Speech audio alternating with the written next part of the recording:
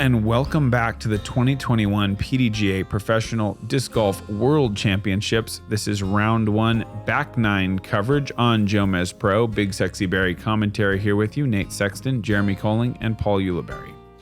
Not the fastest start for our featured group, but a decent score for myself and Ricky at 4 under, Emerson right behind us at 3 under, Paul a little slow in the start at 1 up, and there are some hot starts out there.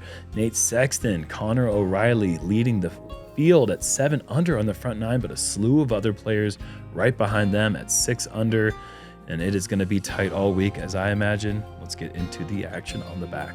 Hole 10, par 3, 285, triple mandatory, and a hard right finish. So you got to make it through that gate with your shot and then move right very quickly. Wind conditions are really important here because it's hard to swing the disc over there that late. I think we had the worst possible wind conditions you could have on this hole. It was a right to left cross tailwind, which really disallows the disc to move as far right as you want to. There's that little mound there on the right that makes it so hard to skip off of. The only place you can really get a good, consistent, reliable skip is on that green by the tee. Having a baby on the way kind of puts into perspective that, like, if I want disc golf to work, I have to be one of the best in the world.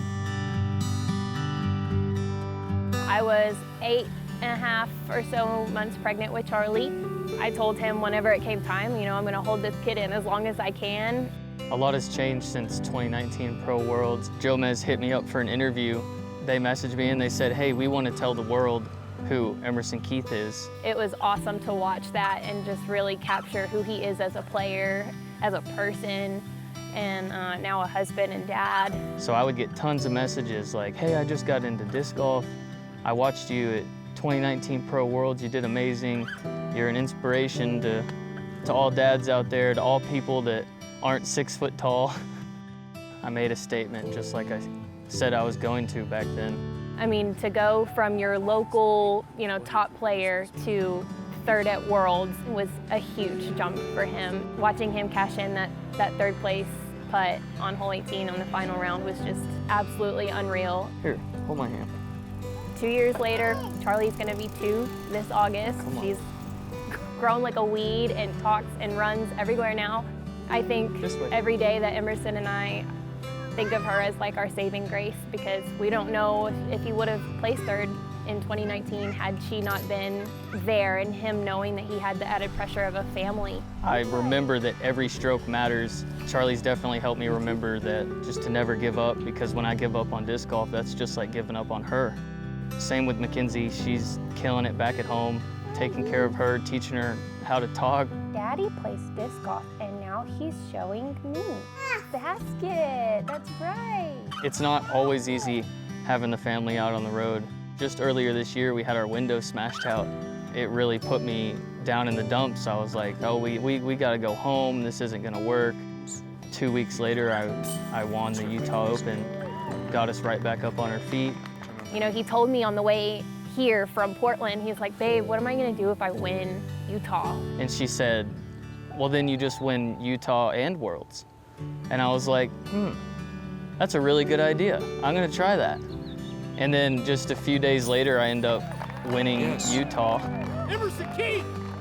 The courses here in Utah really feel like home, especially the Fort. It reminds me of my home course right next to my dad's house. It's a little bit shorter, but it's the same thing. A lot of the holes, it's like throw your drive and then make something happen. It's just scrappy Texas golf, and that's how I learned, and that's what I'm comfortable with. I mean, I'm not gonna be surprised if this is something that he takes down, just because I haven't really seen him this lit up in a long time. I feel like if I don't stray away from the Texas golf mindset, then I could win.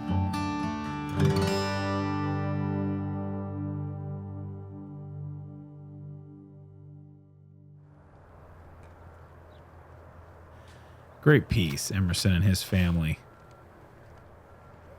Just fitting for him to throw an absolutely perfect dime. Yeah.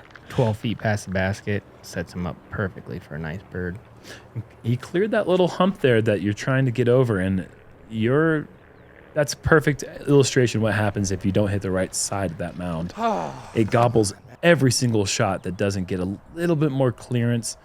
Emerson was joking as we're walking up here. He said, you can tell people at home that I'm the only person that can throw nose up on this hole because he likes to make a lot of funny height jokes, and we have a good time with that.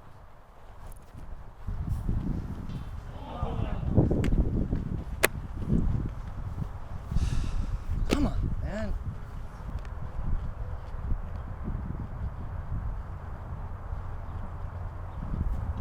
I actually thought I made that.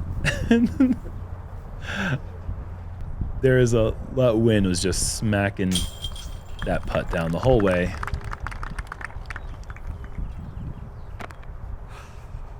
Can't get too greedy though. I already made that one a couple holes back, so I was kind of getting that basket looked like it was maybe a little bit bigger than it actually is. Emerson for birdie. Yeah. That'll erase the 3-hole par streak and bring him to 4 under par. Gonna go. Yeah, oh, I see. Yeah. He's got the angle. I almost threw get out of jail free card, honestly. I should have. Hole 11, par 3, 363 feet. This one has a bunker just left of the basket and also a golf green. And some interesting rules that I've never seen anywhere else I've ever played with this driving range net. If you happen to go through it, there are a few holes in it, or under it, you're not out of bounds. If you go over it, you are out of bounds. So it's about how it gets there. We are playing this one with a right to left crosswind, and Emerson is trying to get this thing turned over, but it is just not doing it. And oh, he touches the backside green there just a bit, but he's out of bounds. We couldn't quite see that, so he's going to get his mark from the front side of the green. Does this have enough to clear the sand? It does not. It was very close, just needed a bit more height. Kind of a sketchy play playing that sidearm over the bunker. It's very, very specific. You only have a couple of feet to land. I love how Ricky just uses a lot of body English on that throw right there. Cuts the follow through off. There's only one place that can go, and it's about 40 feet. And with that right to left crosswind, this high shot trying to play the spike hyzer over the net, and it has done the thing you just don't want to see. It has cleared the net, but fallen inside the driving range. So unfortunately, that is out of bounds. Well, you said there was only one way to do it, you know? Yeah. And if nobody else is going to do it, I might as well do it. You're the hero that we're all looking for sometimes, Paul, and we appreciate that. Some people say it couldn't be done. Hold my beer. Watch this. I wasn't supposed to go anywhere near that net. I wanted to be over the tree, just coming in on a little hyzer, and then the Yankees were at bat again. Oh, he has had 4 or 5 of those. Well, probably about 4 of them so far. He's made one. Close. You got a nice opportunity to save here. Yeah, this should be a pretty routine cleanup from 27 feet. Don't really want to make any more of those from out of bounds par saves, but this back nine, there are so many baskets within 15 to 25 feet of out of bounds that you really know going into this back nine, if you're doing well, you can make up a lot of strokes in the field because there are so many OB strokes to be had. This course is all about just staying in bounds. If you can do that, you are going to score well here just because the holes aren't necessarily that difficult. It's just that they have a lot of punitive places around the greens.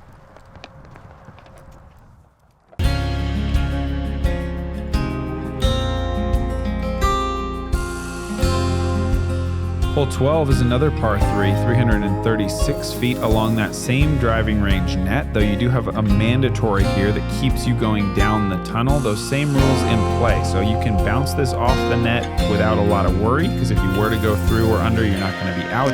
It's a low ceiling drive, so you really have to push it through there with some speed to get out with enough to still have distance to reach the basket. It's really like the only idea of a technical hole on this course.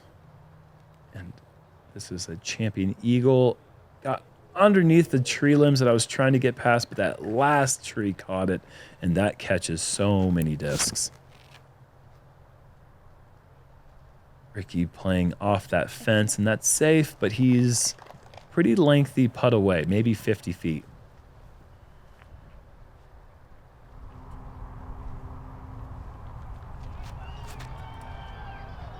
Emerson, oh, it was looking so perfect, and that's gonna make its way up to circle's edge. Still a really good shot. They said you couldn't throw it over the fence twice in a row.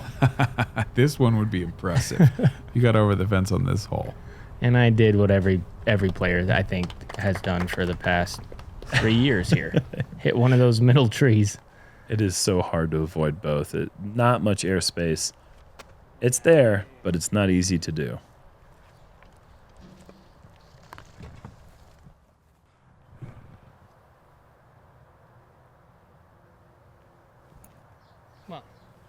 Wow. He's just been asking for something big to happen for a while. Ricky has missed the putt from inside the circle, I don't think more than once, but has missed some of those 35 footers that we normally see him hit, and this is the first time he's made one from range. So did you see how that, I mean, that was so close to just falling out right there.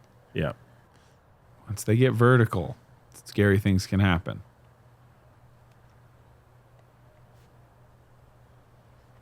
That'll never spit. Wow, ouch.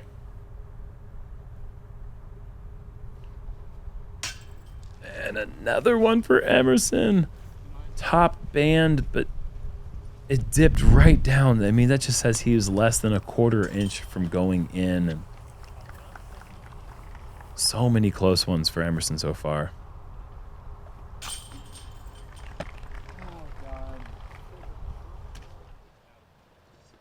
Par, a pretty common score on hole 12. 44 players with birdies, though. That's a pretty impressive stat. That's literally just 1/3 of the field. Not an easy birdie to get. Speaking of tough birdies to get, we've got another 500-plus foot par 3. This one 530 feet with out-of-bounds water down the left side the entire way and just beyond the basket as well, as it kind of sits out on this little peninsula. So if somehow you do have 540 feet in your arm, you might find OB deep if you go for this green. Risk reward at its finest here. The beautiful view of the mountains in the background. Sit. Just sit. Not a lot of people throw on hyzer and ask it to sit down. Sit. Whoa. Can't be done better. Cannot be thrown better. That's an incredible drive. 530 hyzer. Sit. I mean, it gets Just the sit. flat right there, but only for a half second. And just a fantastic read of the skip in the greens. Knowing the speed of these greens is imperative. Doing well out here at Mulligans. I actually had a Thunderbird in my hand, and I liked what Ricky did with his Destroyer, so I decided to change my disc and try to match his line. Just gotta sit too, though. This looks really good. That'll be good. Shot, dude. Nice shot. Good shot. Wow. Back to back. It's kind of like the distance difference between Ricky and myself. He's parked. I'm 23 feet short. He's just got that extra 1% that puts him in the super elite in the distance category. Don't sell yourself short, man. Yeah. You're right there. Solid. Well, I'm not short, so I wouldn't do it. Shot him. A safe shot for Emerson, but still putting him in lengthy putt range.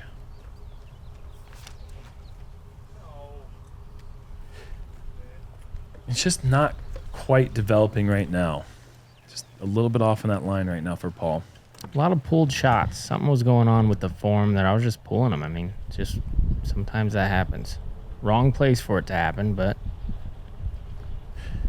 best thing you can do is throw it 25 feet short. Make sure you have a tester. Oh, man. Emerson, just give the man a birdie already. Just give him a birdie.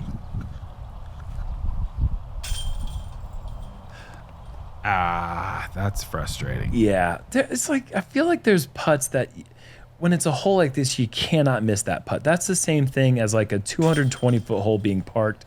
If you're 530 and you're 25 feet short, that's parked. You absolutely have to make that putt. Great birdie from Ricky, and he is 6 under now.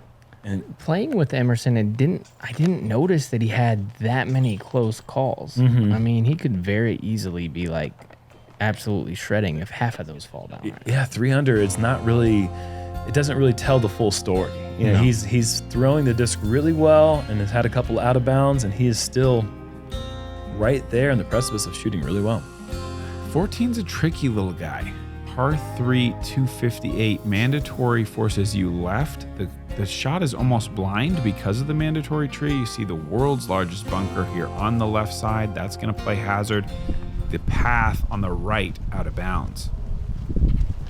If there was a footage to scoring average metric, it'd be an interesting thing how this would stack up. It averages a 2.94, which is pretty hefty considering it's only 258 feet. Very tricky. A lot of birdies, a lot of pars, a lot of bogeys, a lot of double bogeys. It's very small landing zone to get the exact right spin and angle on this green.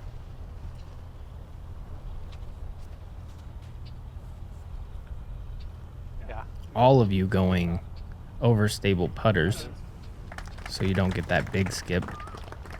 I think going slow speed on the screen is the ticket. As I grab 9 speed. Watch this ground play here, though. Yeah. That's perfect. Good shots from everybody. So 3 tester putts and 1 not tester putt. And there it is, Emerson. Seeing the... That's a big putt. There's sand right behind that basket. Yep.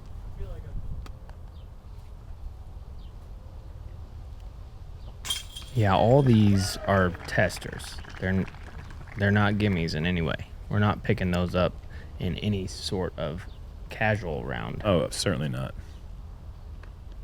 Got to earn these ones, especially at the World Championships. And Ricky's starting to feel it now. That's 3 straight birdies, starting with that long putt that he made back there on 12. And the big birdie on 13. Nice putt on 14. And it wouldn't be Jomez without a star frame. I'm Paul Ulibarri with today's Bushnell hole breakdown. You can find the Edge Disc Golf Rangefinder at the link in the description. 15 is a hole that will play much different given the conditions. In calm conditions, this will play as one of the more scoreable par 4s on the course. Add a little wind and you'll be lucky to get your disc back. Much like a lot of holes out here at Mulligan, water is everywhere. How will this play today? Let's see how it plays out. Well, we're back to facing the headwind, but it's slightly slowed down a bit. This was the first hole where we had a pretty decent backup. All right, thank you. Ricky coming up, he wants to land on that flat fairway there. He's probably 15 to 20 feet off of it. It's a great shot, though. There's so much out of bounds here. Yeah, shot, dude. There's water on both sides of this little skinny strip of land where you guys are landing your drives. That's fantastic. I like the sidearm play. It really kind of allows you to land soft, and the flight path kind of keeps going down the fairway. Yeah, that's the thing I take away, is that the fade of the disc is your friend with the forehand, where it's not pushing towards out of bounds. And that sidewalk is not out of bounds. Liking that play, we're going to see the ultra aggressive high hyzer over water the whole way. And wow, perfect landing. Beautiful shot. If I told you that I pulled that one about 10 feet offline, would you believe me? Yes. I did. Yes, I would. If I threw that the way I wanted, it would have went in the creek. That's how off I am today. Oh, no. Look at the racing action there from Ricky. This is one of the faster second shots you are going to see on the golf course. And now Ricky's really showing us why he's able to put himself in position so many times. People talk about his putting. He's made a couple good putts as this one. Oh, look at this ground play from Jerm. That is just unlucky, really, what it comes down to. That started off 80 feet left, and it still went OB right. But Ricky just is parking stuff. Yeah, he's just parking it, making a couple 25-footers. He made that long putt back there, but now, 7 down, even if he stopped right now, as Emerson gets a nice skip. If he stopped right now, that's a good position heading, into the next day. Emerson with a nice drive, and he saw Ricky's skip, and then he saw mine rocket skip, and so he tried to play the in-between shot kind of high, but not super duper high, kind of in that medium zone, and he just caught like a little tiny skip. So it was kind of an inconsistent result for each of those 3 shots as Paul goes hyzer over the water for his approach. And coming up low, and we're just all rooting to see that birdie go in for you right now, man. Nice, Sam. Emerson, meanwhile, is out there collecting his 2nd birdie in a row. Moving to 5 under.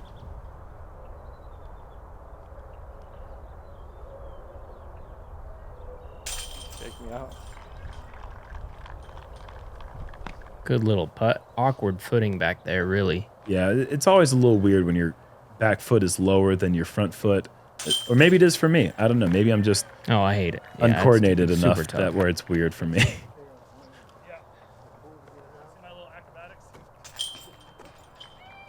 Fortunately, that just barely crept over the OB line, so I was able to get my disc back.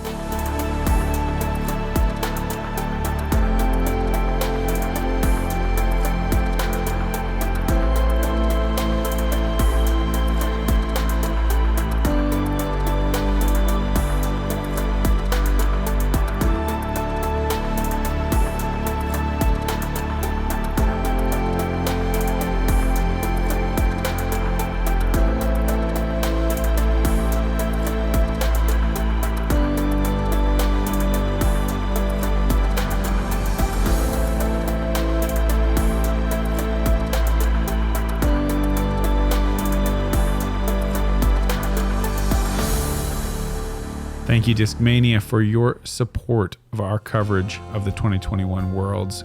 Hole 16, par 3, 376 feet. Again, one of the more treacherous holes. This one reminds me of hole 8 like we saw on the front 9, a similar distance with sand everywhere around the basket. Trying to park this is probably not wise.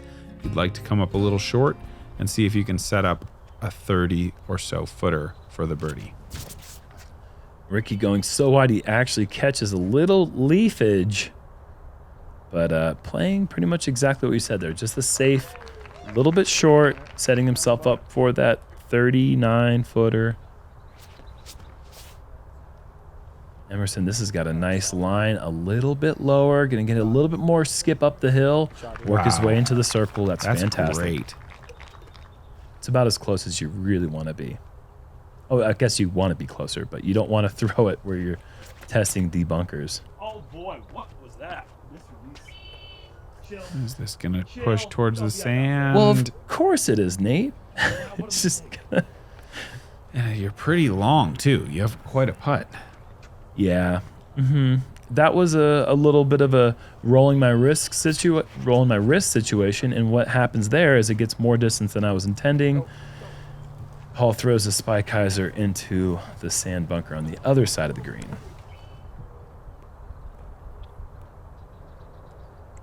And this has got bunker spelled all over it. If I push any more distance, that's going in the bunker on the other side of the green. So pretty conservative run there. Sit. This is such a scary putt. You can almost not miss it in a safe way. Like if it hits metal and doesn't go in, sand is so likely. It is so hard to focus on just hitting center chains because all you're thinking about is what happens if I miss, and that's what happens usually. Emerson's not worried about that right now, man. He's kind of finding his zone, and he has moved up to 6 under, and he's just 2 back of Ricky, who's going to take a par here. Great birdie. Yeah, and once he's been getting in the circle, he's hitting them on the stripe. It's those ones that are just right outside the circle he's been having problems with. So if he can keep sneaking those in the circle, I like his chances to have a good round here. And I mean, like we saw in his profile piece, just coming off that Utah Open win, it was a battle, Wysocki and Keith. So they're really getting well acquainted out here on these 2 courses. Hole 17, par 3, 373. This one is a very similar distance to the last one. It does move a little bit left to right, and then the basket is right here at the edge of the water, and you can't really see the water that well from the tee. You just have to remember that it's there right behind. We'll see what these guys go with. Looks like Emerson's going to try kind of a straighter backhand. I like this play because he gets it flat. And he just trusts that disc. You know, he knows it's going to get stable at the end. Yep. Takes a lot of courage to throw something straight at the water and just be like, okay, it's flat. Do your thing. I feel like that was one of his best shots of the round thus far. Just really trusted his line. Sit hard. Perfect disc selection, perfect angle of release and everything. And now he's got his shortest birdie putt of the round. Yeah, total commitment.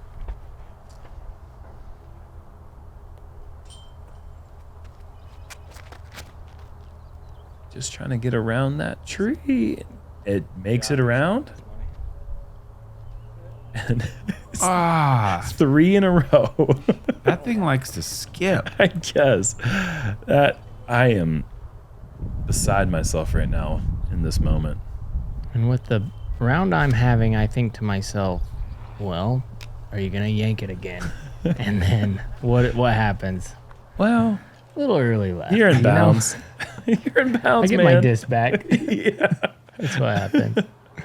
You haven't thrown the same disc Ooh, out of bounds. Get in. Oh, yeah. He's on it, dude. Nice. Killer instinct. Exactly.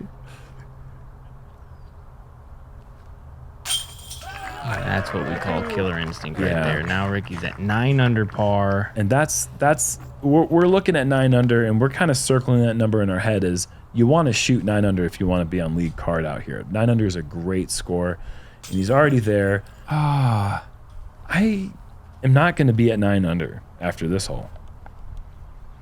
Or before this hole. Or after the next hole. Yeah, Maybe after the next round. Yeah. Have you guys ever played the fort? Yeah. Yeah. Cool. Emerson going to continue that groove that he is on there. 4 consecutive birdies. What a streak. I mean, those are not easy birdies. This is exactly where you want to heat up, because this is, like you can see, right now, Paul and I are on the flip side of that heater that Emerson's on, and in that stretch, he has made up 6 strokes, maybe more on both of us. Paul, why don't you tell us about hole 18? Hole 18 is another island hole, par 3, 207 feet. The string actually comes up on that rock wall a bit higher than you'd think, so even if you're on the rocks, you could be out of bounds. You're going to see a lot of people try to knock it down in one shot because you can't be short. A good little spot is also short right, then you don't get a skip. Emerson, aggressive right at it. But here's the thing, 1 foot lower, and that could be in the water. Almost certainly will be, I think. Yeah. And maybe inches, maybe just 5 inches lower. That's OB. Don't do anything crazy. Ricky, the man, the location, one of the most famous walk-off aces in disc golf right here at the 2017 Utah Open. You haven't seen that, go back in the vault and watch that again. Exciting stuff there. Sit. Is this a Raptor? Yeah, shot. That is a Raptor, and now I'm heating up, so... There's a little momentum for the next round. Well, it's a 5-rounder. I mean, that's a little different, you know. More golf than we're going to play anywhere else, as it should be at the World Championship. Jeremy stays inbounds. There's still a lot of time to heat up. Oh, absolutely. This is just about the scariest putt you can have in disc golf. Yeah, that looks terrifying. I mean, it's inside the circle, but Nice one, Jerm. Beautiful putt. you chain out right, you chain out left. There's nothing stopping you from going OB.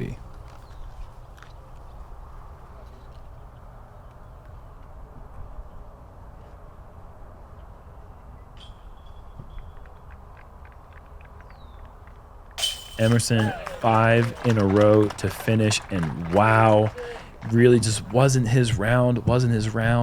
Things weren't going in, and then boom, 8 under. Imagine if he made half of those ones that were super close. Yeah, and that's a solid round. Ricky, 10 under. It all started with that big putt on 12. Only 1 par from there on out, and he had a birdie look in that hole. Just a man of streaks, and once again, he puts another great streak together to get to 10 under par. A couple great back nines on this tricky back nine. Both Sure. of those guys closed with a fury. 10 under, 8 under. Hey, I got myself a fire emoji. Yay! So it's me and Ricky at 10, Kevin Jones, Calvin Heimberg, Dallin Blanchard, Thomas Gilbert at 9. We take it to the fort for round 2, wooded golf, a little different feel.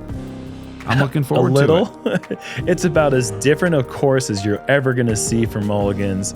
The fort is tight, it is demanding, and it is dusty. Texas golf. Scrappy. See you there.